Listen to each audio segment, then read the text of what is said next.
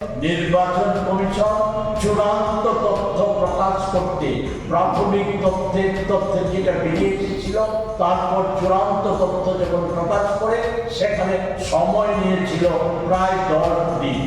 আর ব্যবধান প্রাথমিক তথ্যের চাইতে ব্যবধান বেড়ে গিয়েছিল 8-9% ভোটার বৃদ্ধির ব্যবধান বেড়ে গিয়েছে।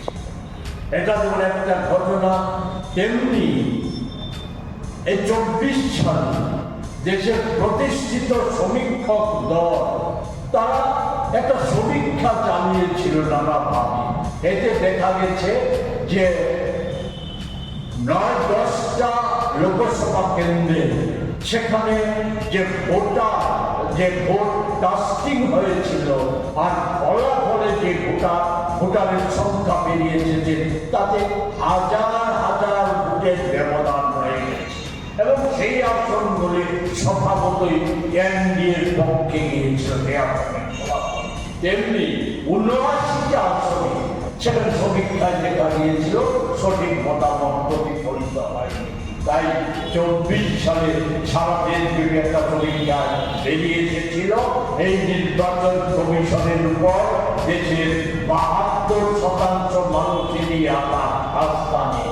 আমাদের তো আস্থা কবেই শেষ হয়ে গিয়েছে, কারণ বর্তমান নির্বাচন কমিশন মোদি অমিত শাহদের তোতা পাখি হিসাবে কাজ করছে।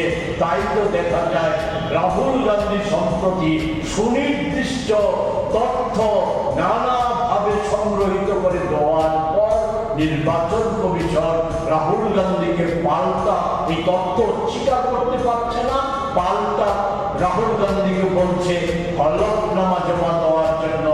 আর নির্বাচন কমিশনের দাবিদার অমিত শাহ মোদীকে যে দাবিদার একটা অংশের আধিকারিক যাদের গলায় বগ্রসের দাগ এগুলো রয়ে গেছে, এরা সমস্যারে বলছে রাহুল গান্ধী মিথ্যা অভিযোগ দায়ের করেছে, তার জন্য রাহুল গান্ধীকে ক্ষমা প্রার্থনা করতে হবে।